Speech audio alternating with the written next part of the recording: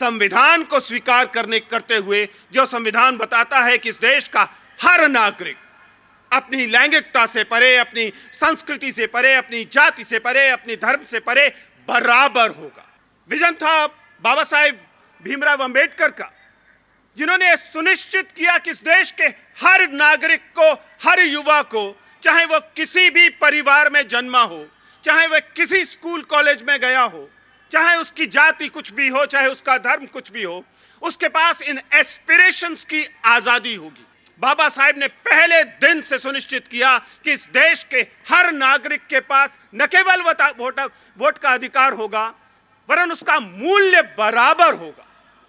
यह मामला केवल वोट डालने के हक भर का नहीं है, यह मामला आपके वोट के मूल्य का है, आपकी जो मनुष्यता है उसके मूल्य का है। आज भारत राष्ट्र एक राष्ट्र है क्योंकि हमारे पास बाबा साहेब थे। इस बात से कोई फर्क नहीं पड़ता कि अगर 15 अगस्त 1947 को ही देश आजाद हो गया होता, लेकिन हमारे पास डॉक्टर B.R. अंबेडकर नहीं होते तो भारतवर्ष वो भारतवर्ष नहीं होता। बाबा साहेब बताते हैं कि जाति व्यवस्था श्रम के विभाजन की व्यवस्था नहीं है, जैसा कि बहुत बार कहा जाता है। वह श्रमिकों के विभाजन की व्यवस्था है। वह केवल कामों का बंटवारा नहीं है कि अमुक अमुक काम करेगा और अमुक अमुक काम करेगा।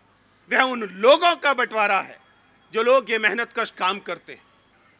बाबा साहेब का योगदान केवल विधि के क्षेत्र में, लॉ के क्षेत्र में नहीं है।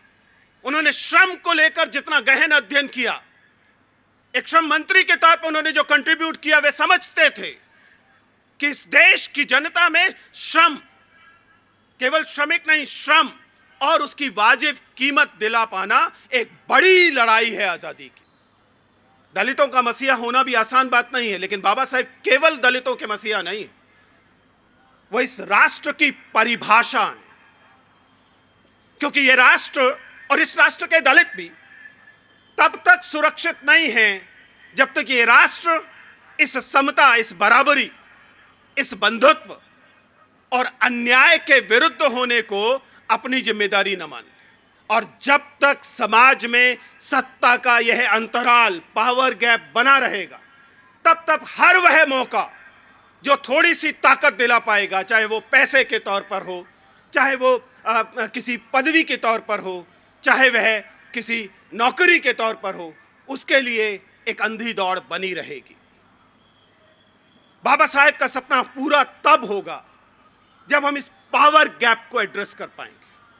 कुछ लोग जिनके पास अथाह पावर है, आपको उनसे कुछ पावर लेनी पड़ेगी, उन्हें थोड़ा नीचे आना पड़ेगा। लेकिन उससे ज्यादा अहम कि जिनके पास बिल्कुल सत्ता नहीं, जो एकदम पावरलेस हैं, आपको उनको सशक्त बनाना पड़ेगा और उनका स्तर थोड़ा उठाना पड़ेगा। तब जाकर ये पावर गैप समाप्त होगा, कम होगा। और जब ये पावर गैप कम होगा, तब हम एक सच्चे गणतंत्र बनेंगे। थोड़ा इमेजिन कीजिए, थोड़ा अतीत में जाइए और इस बात पर विचार कीजिए कि जब बाबा साहेब ने यह तय किया कि वह बड़ा कदम उठाएंगे, वह बड़ा कदम जब वे शोषणकारी पूरी की पूरी व्यवस्था को छोड़ने के लिए तैयार हुए, वह कितना क्रांतिकारी कदम था उसकी कल्पना कीजिए। रोंगटे खड़े होते हैं जब आप इस जगह पर खड़े होकर इस बात की कल्पना करते हैं। बाबा साहेब तो चलिए बोधिसत्व थे, महान उनके पास ज्ञान था, समझ थी, इसलिए वे भविष्य को देख सकते थे और उसके आधार पर उनका वह फैसला था कि ठीक है, मैं एक धर्म में पैदा हुआ, लेकिन मैं उस धर्म में मरूंगा नहीं। बाबा साहेब ने ऐसा किया, समझ में आता है, क्योंकि उनके पास ज्ञान का वह चरम स्तर था कि वे इस भविष्य को देख सकते थे। लेकिन उनकी कल्पना कीजिए कि वे जो लाखों लाख लोग उस दिन इस जगह पर इकट्ठे हुए, उनके पास वह ज्ञान नहीं था, उनके पास बाबा साहेब थे, उनके पास वह आस्था थी कि इस व्यक्ति के, इस महानुभाव के कदमों पर चलकर वह हासिल किया जा सकता है जो हासिल करने के लिए वे सदियों से तड़प रहे। इसलिए सबसे पहले नमन इस भूमि को, नागपुर की, सबसे पहले नमन दीक्षा भूमि को, और उसके साथ वह संकल्प, वह बातचीत जिसके लिए मुझे कुछ समय दिया गया है, वह शुरू करो। क्योंकि जिस किताब को बाबा साहेब ने हम लोगों को दिया, हम जानते हैं कि वह केवल एक किताब नहीं। हम जानते हैं कि उस किताब में, हम जानते हैं कि उस महान संविधान में पहली बार हम लोगों को वह बराबरी दी गई जब हम लोगों ने यह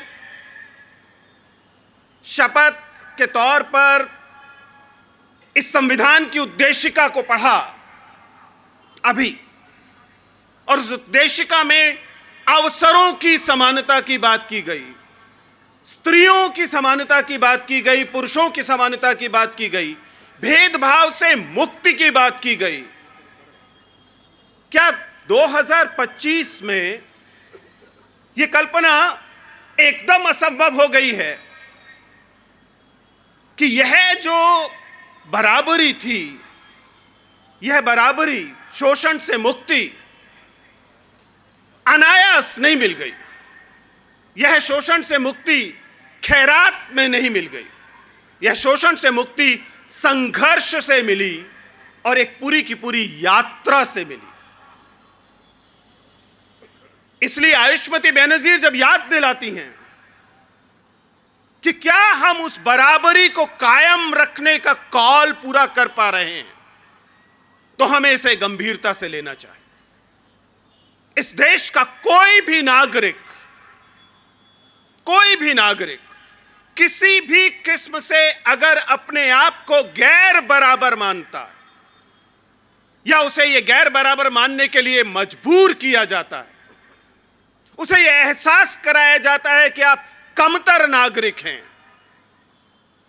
तो समझ जाइए कि हम बाबा साहेब को दिए गए अपने वायदे से मुकर रहे हैं। हम एक नागरिक के तौर पर असफल हो रहे हैं। अगर इस देश का कोई भी नागरिक, वो किसी धर्म से आता हो, वो किसी जाति से आता हो, वो किसी क्षेत्र से आता हो, वो आदिवासी हो या वह महानगर में रहता हो, या उसकी कोई भी सांस्कृतिक, सामाजिक, राजनीतिक पहचान हो, लेकिन अगर वह इस देश का नागरिक है और उसे एहसास कराया जा रहा है, एहसास करने के लिए मजबूर किया जा रहा है कि उसे अपने आप को कमतर नागरिक मानना है, तो यह केवल एक समुदाय की हार नहीं है, यह हमारे उस कॉल की, हमारे उस वायदे की हार है जो हमने बाबा साहेब को दिया है, उस संविधान को स्वीकार करते हुए, जो संविधान बताता है कि इस देश का हर नागरिक अपनी लैंगिकता से परे, अपनी संस्कृति से परे, अपनी जाति से परे, अपनी धर्म से परे बराबर होगा। यह बराबर अवसर में होगा, यह बराबर न्याय में होगा, यह बराबर दरअसल वह हर क्षेत्र में होगा। मेरे परिचय में आप लोगों को बताया गया, उम्मीद है आप लोगों ने कुछ वो छोटे छोटे 15-20 सेकंड वाले या 2-4 मिनट वाले वो रील्स और वीडियोस देख डाले होंगे। मैं जब बात करता हूं उन तमाम जगहों पर, वीडियोस में और दूसरी जगह पर, उन सपनों की, उन एस्पिरेशंस की, और यहां मैं संबोधित कर रहा हूं उस युवा शक्ति को जो मेरे समक्ष मौजूद है। यह जो अवसर है, यह कल्पना कि आज एक कोई भी बालक जो नागपुर में बैठा हुआ है, आजमगढ़ में बैठा हुआ है या पोर्ट ब्लेयर में बैठा हुआ है, उसके पास ये हक है कि वो एक 200 या 400 या 150 रुपए का फॉर्म भरेगा और उसके बाद वह इस देश की सबसे बड़ी नौकरियों के लिए एलिजिबल होगा। वह उम्मीद कर सकेगा, सपना ले सकेगा कि एक दिन डिस्ट्रिक्ट मैजिस्ट्रेट बनेगा। यह आसानी से मिला हुआ हक नहीं है। यह, हम एक लोकतंत्र हैं, लेकिन लोकतंत्र के साथ साथ हम एक गणतंत्र हैं, हम एक रिपब्लिक हैं, और हमारा रिपब्लिक बनना खैरात में नहीं दिया गया है, कोई चैरिटी नहीं थी। कि चलिए भारत को रिपब्लिक बनाते हैं। एक बड़ा संघर्ष था और विजन था। विजन था बाबा साहेब भीमराव अंबेडकर का, जिन्होंने सुनिश्चित किया कि इस देश के हर नागरिक को, हर युवा को, चाहे वो किसी भी परिवार में जन्मा हो, चाहे वह किसी स्कूल कॉलेज में गया हो, चाहे उसकी जाति कुछ भी हो, चाहे उसका धर्म कुछ भी हो, उसके पास इन एस्पिरेशंस की आजादी होगी। उसके पास हक होगा कि वो सपना ले सके और इस देश का कोई पद, ऊंचे से ऊंचा पद, पीएम का पद, सीएम का पद, डीएम का पद, यह इस बात से तय नहीं होगा कि आप किस परिवार में पैदा हुए। यह इस बात से तय होगा कि आप उसके लिए योग्य थे, आपने प्रतियोगिता की और आप उस जगह तक पहुंचे। आप सबके पास यह हक है, यह संयोग नहीं है। यह बहुत श्रम से, बहुत त्याग से, बहुत बलिदान से हासिल किया गया एक शानदार उपहार है, जिसे हासिल करने में पश्चिम के बड़े बड़े देशों को सेंचुरीज लगी, शताब्दियां लगी। अमेरिका को यह पहले दिन से हासिल नहीं था, यूरोप के देशों को यह पहले दिन से हासिल नहीं था, ब्रिटेन में तो यह आज तक हासिल नहीं है, मोनार्की है। लेकिन आपको बाबा साहेब ने पहले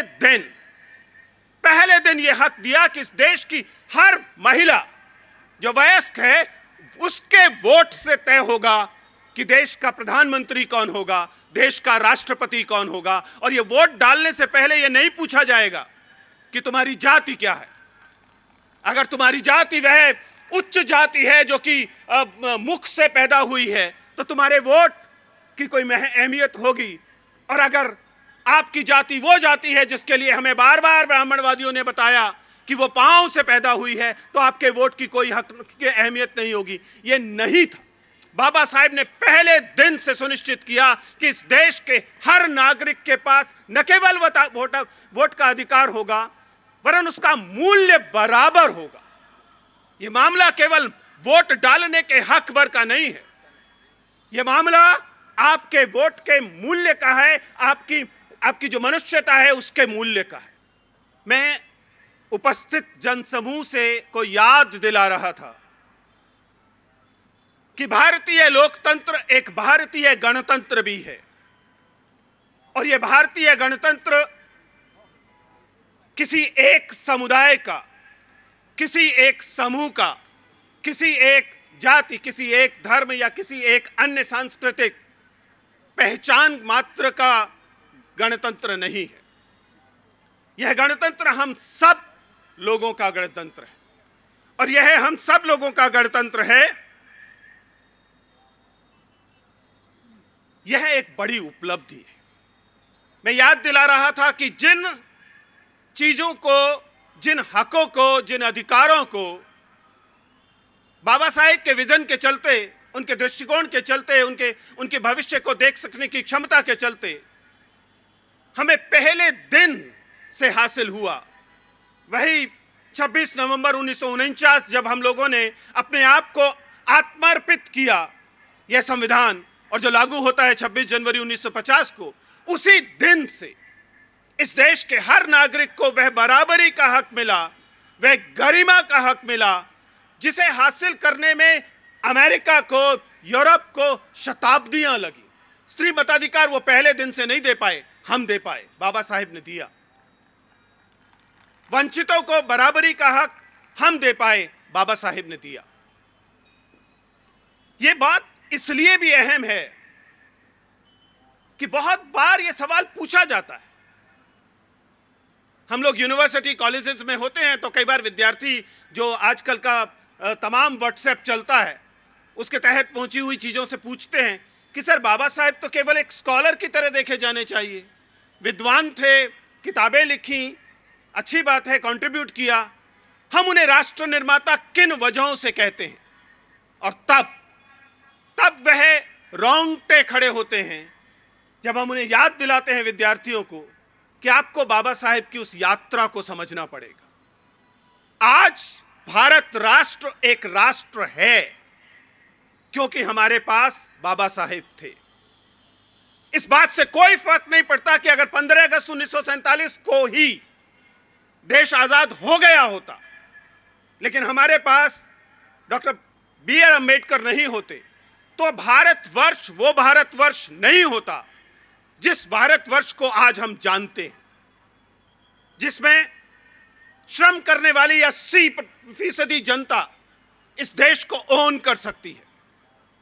क्योंकि बिना बाबा साहेब के अगर भारत हमें मिलता तो वो भारत, यकीन कीजिए, एक ब्राह्मणिकल ऑर्डर का भारत होता, जिसमें हमारे जन्म तय कर रहा होता कि हमें कौन से हक मिलेंगे, कौन से हक नहीं मिलेंगे। और यह है पूरी की पूरी शर्मनाक जाति व्यवस्था तय कर रही होती कि राष्ट्र को कौन लोग अपना राष्ट्र कह पाएंगे और किन लोगों को यह कहने का हक नहीं होगा कि भारतवर्ष उनका भी बराबर का राष्ट्र है। The India as we know today is defined by the characteristics, उन क्षमताओं से, उन गुणों से, जिन गुणों को संविधान में और इस समाज में डॉक्टर बाबा साहेब अंबेडकर और उनके पूर्ववर्ती सावित्रीबाई फुले, उनके पूर्ववर्ती ज्योतिबा फुले, पेरियार, अन्य वह सामाजिक नेतृत्व जिसने इस बात को समझा कि अगर श्रम करने वाले, अगर मेहनत करने वाले 80% समुदाय को आप देश की परिभाषा से बाहर रखेंगे तो देश में कभी न्याय नहीं हो सकता। ये वही न्याय है जो भारतीय संविधान में एक मूलभूत जगह रखता है। बाबा साहेब बताते हैं कि जाति व्यवस्था श्रम के विभाजन की व्यवस्था नहीं है, जैसा कि बहुत बार कहा जाता है। वह श्रमिकों के विभाजन की व्यवस्था है। वह केवल कामों का बंटवारा नहीं है कि अमुक अमुक काम करेगा और अमुक अमुक काम करेगा। वह उन लोगों का बंटवारा है जो लोग ये मेहनतकश काम करते हैं। यह आसान बात नहीं है। इस बात को कल्पना कीजिए कि एक छोटे से एनेक्डोट से बात करूंगा तो समझ में आएगा। लंदन देश दुनिया का बहुत बड़ा देश बन रहा था औद्योगिक क्रांति के दौरान, लगभग वह स्थिति जो न्यूयॉर्क को बाद में हासिल हुई। पूरा देश, पूरी दुनिया लंदन की तरफ देखती थी। लंदन की आबादी तेजी से बढ़ रही थी और लंदन के सामने वही समस्या थी एक शहर के तौर पर जो भारतीय शहरों के में आज दिखाई देती है। समस्या यह थी कि गंदगी जो रोज तैयार होती है उसका कैसे निपटान किया जाए, पाखाने कैसे साफ किए जाएं। वहां पर भी पाखाने उस समय वैसे ही साफ होते थे जैसे कुछ साल पहले तक आपको भारत में दिखाई देते थे। एक व्यक्ति आता था और आपका माल अपने सर पर उठाकर एक लकड़ी की बास्केट में लेकर जाता था और उसको कहीं जाकर उसका निपटान किया जाता था। इससे थेम्स नदी जो है वह प्रदूषित हो रही थी। लेकिन सबसे बड़ी समस्या यह थी कि इस काम को करने के लिए लोग तैयार नहीं थे। यह काम गंदगी से भरा हुआ काम था, इसलिए अधिकांश लोग या तो इस काम को नहीं करते थे या फिर, और यह काम की बात है, या फिर वे इसके लिए वह मजदूरी मांगते थे जो मजदूरी बहुत ज्यादा थी। उस समय 1 पाउंड प्रतिदिन मांगते थे। यह अनअफोर्डेबल था बहुत सारे लोगों के लिए। अब इस बात को समझिए, काम वही था जो हमारे यहां भी होता है, लेकिन वह काम करते समय पूरे यूरोप में किसी भी काम के लिए दी जाने वाली सबसे बड़ी मजदूरी थी इस मैले को उठाकर रखना। और इसलिए असर यह हुआ कि वहां पर प्रतिरोध होने लगा। लोगों ने कहा कि हम इतना अफोर्ड नहीं कर सकते और उन्होंने दबाव बनाया और उसके कारण वहां पर एक पूरी की पूरी नई, उस समय की सबसे आधुनिक सीवेज सिस्टम इजाद किया गया। हमारे देश में क्यों नहीं किया गया? क्योंकि हमारे देश में हमें सीवेज सिस्टम के आविष्कार की जरूरत नहीं थी। हमने जाति का आविष्कार कर लिया था। हमने तय कर लिया था कि यह काम कौन करेगा और उसे करना ही पड़ेगा। उसके पास कोई विकल्प नहीं था। हमने बाकायदा एक जाति बना दी जिस जाति का काम था गांव गांव में, शहर शहर में तमाम लोगों की गंदगी, मैला उठाने का काम इसी का है। उसके पास यह विकल्प नहीं है कि वो कह सके कि नहीं। उससे बड़ी बात, उसके पास यह विकल्प नहीं है कि वो ये कह सके कि इस काम के लिए वह मजदूरी कितनी लेगा। क्योंकि उसे तो बेगार तक करनी पड़ेगी और ये काम करना ही पड़ेगा। बाबा साहेब इसलिए याद दिलाते हैं कि यह श्रमिकों के विभाजन की व्यवस्था थी। हमने हर उस काम के लिए जो हाथ का काम था, श्रम का काम था, जातियां खड़ी कर दी थी और उन लोगों को मजबूर कर दिया था कि न केवल आपको वह काम करना पड़ेगा बल्कि उसके लिए आपको वो वाजिब कीमत, वाजिब मजदूरी नहीं दी जाएगी। और जो पूरी की पूरी सभ्यता ब्राह्मणिक स्ट्रक्चर्स खड़े हुए वो इसी चुराई हुई मजदूरी के स्ट्रक्चर्स हैं। आपको जो आपकी मजदूरी दी जानी चाहिए, आपको उसकी मजदूरी का दशमांश नहीं दिया गया, 10वां हिस्सा भी नहीं दिया गया और आपके उस श्रम की चोरी कर ली गई। बाबा साहेब का योगदान केवल विधि के क्षेत्र में, लॉ के क्षेत्र में नहीं है। उन्होंने श्रम को लेकर जितना गहन अध्ययन किया, एक श्रम मंत्री के तौर पर उन्होंने जो कंट्रीब्यूट किया, वे समझते थे कि इस देश की जनता में श्रम, केवल श्रमिक नहीं, श्रम और उसकी वाजिब कीमत दिला पाना एक बड़ी लड़ाई है आजादी की। देश केवल इस बात से आजाद नहीं हो जाता कि आपने यूनियन जैक उतारा और उसकी जगह तिरंगा चढ़ा दिया। देश केवल इस बात से आजाद नहीं हो जाता कि आपने गवर्नर जनरल के पद पर या वायसराय के पद पर एक गोरे को हटाया और उसकी जगह राष्ट्रपति के पद पर एक भारतीय व्यक्ति को बैठा दिया। महत्वपूर्ण बातें हैं ये भी, लेकिन इन मात्र से देश आजाद नहीं हो जाता। डॉक्टर भीमराव अंबेडकर ने देश की आजादी के बाद ये कहा, उन्होंने याद दिलाया कि देश केवल इन चीजों से आजाद नहीं होगा। देश तब तक आजाद नहीं होगा जब तक हम आपस में एक दूसरे को बराबर मानना शुरू नहीं कर देंगे।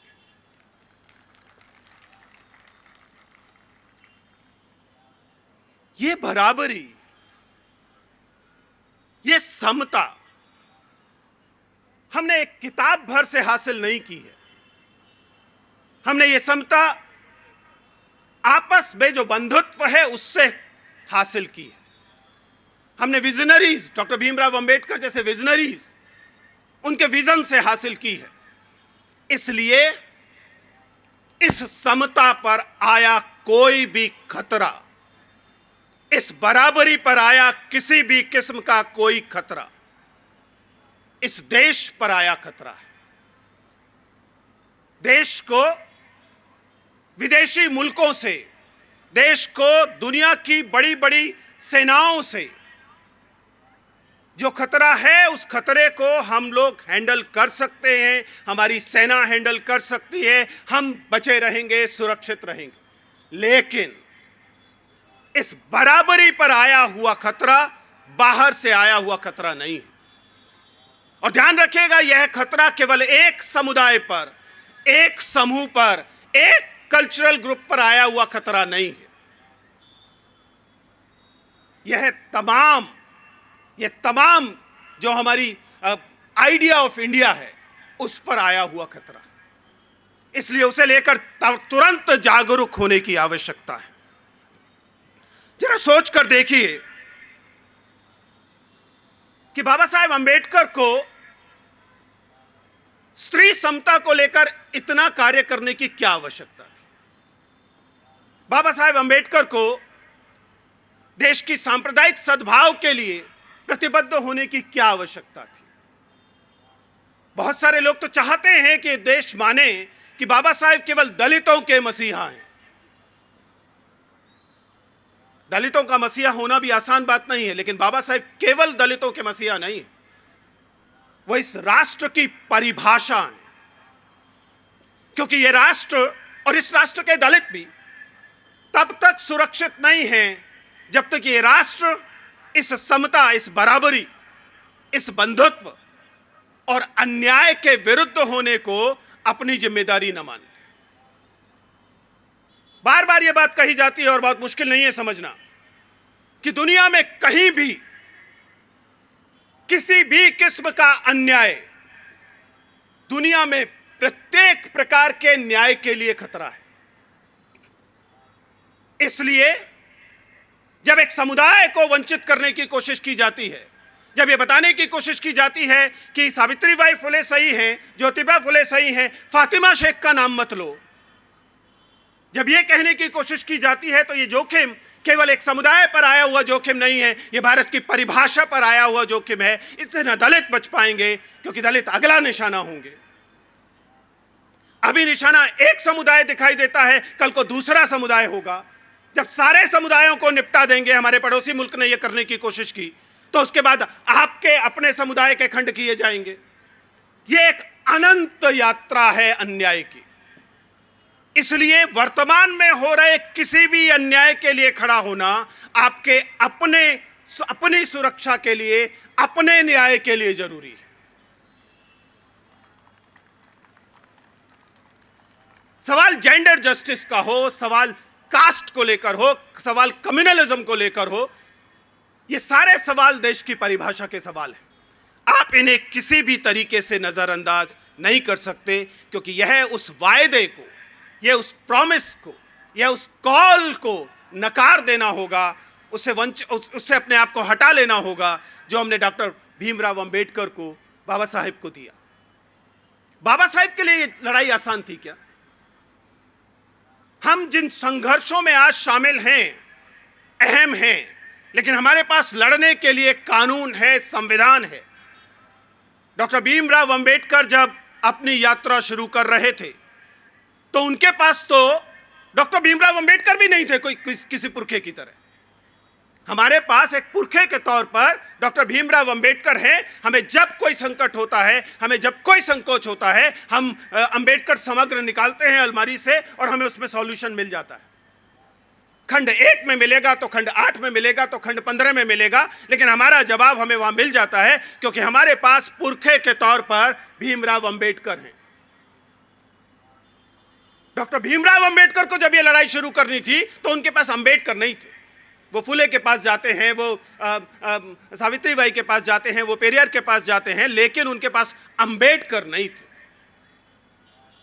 इसलिए जब उन्हें शिक्षा से वंचित करने की कोशिश की जाती है, जब उन्हें क्लासरूम में वे बेसिक डिग्निटी नहीं मिल पाती है, तब सोचिए वह छोटा बच्चा जो बड़े सपने लेना चाहता है, लेकिन उसे बताया जाता है कि तुम ये सपने नहीं ले सकते, क्योंकि तुम उस समुदाय में, उस जाति में, उस स्ट्रेटिफिकेशन में पैदा नहीं हुए हो जिस स्ट्रेटिफिकेशन का इन सपनों पर एकाधिकार है। ये छोटा सवाल नहीं। आप लोगों ने मुझे यूपीएससी के वो इंटरव्यूज लेते हुए देखा है, मॉक इंटरव्यूज। हम लोग अक्सर ये बात करते हैं और सवाल पूछते हैं कि आखिर इस देश में आईएएस बनने को लेकर, ऊंची सरकारी नौकरियों को लेकर इतना ओवर ग्लोरिफिकेशन क्यों है, सब लोग उसके पीछे क्यों भाग रहे हैं? तो कुछ लोग बताने की कोशिश करते हैं पैसा है, अच्छी नौकरी है, करियर है। ये सारी बातें सच है, लेकिन असल बात इस देश में जो ग्लोरिफिकेशन है इन सर्विसेज का, उसकी वजह ये नहीं है। मैं बताता हूं मेरे अपने अनुभव से कि वह वजह क्या है। आप देश के किसी भी कोने में हो, अगर आप एक आम आदमी हैं, सड़क पर चल रहे हैं, तो आजादी के 75 साल के बाद भी ऐसा हो सकता है कि कोई कांस्टेबल आए और आपको डपट कर निकल जाए, आपको हड़का दे, हो सकता है एक तमाचा मारकर निकल जाए, आपका अपमान कर सके। आप जानते हैं कि देश के कस्बों गांवों में यह लगातार होता है। एक कांस्टेबल, एक पटवारी, एक कानूनगो, छोटे छोटे अधिकारी, या जाति के आधार पर ऊंची जाति वाला कोई व्यक्ति, या धर्म के आधार पर बहुसंख्यक कोई समुदाय का व्यक्ति, वो आपका चलते फिरते अपमान करते हुए निकल सकता है और आप उसका कुछ नहीं कर पाते। इस देश का नागरिक आज भी बहुत बार अपमान के भय में जीता है। क्यों? क्योंकि जो डिग्निटी संविधान ये कहता है, जो गरिमा ये संविधान ये कहता है कि हर व्यक्ति को पैदा होने के साथ ही एक नागरिक होने के कारण मिलनी चाहिए, दुर्भाग्य से एक राष्ट्र के तौर पर हर व्यक्ति को वह गरिमा बराबर तौर पर हम नहीं दे पाए। ऐसे में किसी भी व्यक्ति को लगता है कि घर में अगर एक डीएम हो, घर में अगर एक एसडीएम हो, तो कांस्टेबल न केवल मेरी बेइज्जती नहीं कर पाएगा, मेरे परिवार में किसी की तरफ आंख उठा के नहीं देख पाएगा, बल्कि परिवार छोड़िए रिश्तेदारों तक का कोई इम्यूनिटी, इंसुलेशन मिल जाएगा इस अपमान से, इस गरिमाहीनता से। जो गरिमा हमें प्रत्येक नागरिक को पैदा होते ही देनी थी, मनुष्य होते के कारण देनी थी, हम देने में पूरे सफल नहीं हो पाए। कई स्वस्थ लोकतंत्रों में प्रत्येक व्यक्ति को यह गरिमा पहले दिन से मौजूद होती है, इसलिए वह उस पावर गैप को नहीं महसूस करता और इसलिए उसे डीएम की नौकरी के पीछे, एसडीएम की नौकरी के पीछे, पुलिस इंस्पेक्टर या सब इंस्पेक्टर की नौकरी के पीछे भागने की आवश्यकता नहीं होती, क्योंकि गरिमा की चिंता नहीं। उनके लिए ये सारी चीजें केवल एक रोजगार रह जाती हैं। लेकिन भारत जैसे देश में, चूंकि हमारे यहां लगातार अपने से नीचे कहे जा सकने वाले व्यक्ति का अपमान करना कर्तव्य की तरह सिखाया गया है। लोगों को एक कर्तव्य की तरह सिखाया गया कि तुम पुरुष की तरह पैदा हुए हो, इसलिए सड़क पे कोई लड़की दिख जाए तो उसके प्रति तुम्हें फिक्रेबाजी करनी। तुम अमुक जाति में पैदा हुए हो, इसलिए कोई आपसे अपने से निम्न जाति का कही जाने वाली जाति का व्यक्ति मिल जाए तो आप उसका अपमान कर सकते हैं, आपका कुछ नहीं होगा। ये जो बेसिक सेंस ऑफ डिग्निटी है, ये जो आधारभूत एकदम बेसिक जरूरत है किसी मनुष्य की गरिमा से जी पाना, जिस दिन हम ये सुनिश्चित कर देंगे, विजेंद्र चौहान की जरूरत खत्म हो जाएगी। आप उनके वीडियो देखना बंद कर देंगे, क्योंकि ये ग्लोरिफिकेशन नहीं बचेगा कि आईएएस बन गए तो जिंदगी सुधर गई। हर किसी की जिंदगी सुधरी हुई होगी, लेकिन चूंकि समाज में पावरलेसनेस है, एक पावर गैप है, कुछ है जिनके पास तमाम पावर है। उनकी शादियों में विदेशों से रहने वाले सेलिब्रिटीज आते हैं और नाचते हैं। वे तमाम लोग जिनके पास गरिमा के लिए आप जाते हैं, वे अपनी गरिमा छोड़कर उन शादियों में नाचने पहुंचते हैं, उनको चिंता नहीं है। लेकिन एक आम व्यक्ति अभी भी इस पावर गैप में है, और जब तक समाज में सत्ता का यह अंतराल, पावर गैप बना रहेगा, तब तक हर वह मौका जो थोड़ी सी ताकत दिला पाएगा, चाहे वो पैसे के तौर पर हो, चाहे वो किसी पदवी के तौर पर हो, चाहे वह किसी नौकरी के तौर पर हो, उसके लिए एक अंधी दौड़ बनी रहेगी। बाबा साहेब का सपना पूरा तब होगा जब हम इस पावर गैप को एड्रेस कर पाएंगे। Power gap because of gender, power gap because of class, because of caste. इनमें से किसी भी वजह से यदि आप में और आपके साथ वाले व्यक्ति में सत्ता का अंतराल है, तो यह सत्ता का अंतराल इस लोकतंत्र के लिए एक खतरा है। यह आपको दोनों तरह से करना होगा। कुछ लोग जिनके पास अथाह पावर है, आपको उनसे कुछ पावर लेनी पड़ेगी, उन्हें थोड़ा नीचे आना पड़ेगा। लेकिन उससे ज्यादा अहम कि जिनके पास बिल्कुल सत्ता नहीं, जो एकदम पावरलेस हैं, आपको उनको सशक्त बनाना पड़ेगा और उनका स्तर थोड़ा उठाना पड़ेगा। तब जाकर यह पावर गैप समाप्त होगा, कम होगा। और जब यह पावर गैप कम होगा, तब हम एक सच्चे गणतंत्र बनेंगे, तब हम एक सच्चे लोकतंत्र बनेंगे, तब हम बराबर के समाज बनेंगे। एक समाज के तौर पर हमें यह बात याद रखनी पड़ेगी। मैं इस बात को लेकर इतना पैशनेट क्यों हूं कि हमारे समाज में अलग अलग तबकों के लोग, अलग अलग समुदायों के लोग, अलग अलग एथनिसिटीज के लोग, अलग अलग ट्राइबल्स, अलग अलग किस्म की जनजातियां, अलग अलग किस्म की जातियां को एग्जिस्ट करनी चाहिए। क्यों जरूरी है? यह इसलिए जरूरी है कि जिस दिन आपने इस डाइवर्सिटी को अपनी कल्पना से, अपने समाज से, अपने देश से निकाल दिया, बहिष्कृत कर दिया, उस दिन सबका अस्तित्व संकट में आ जाए।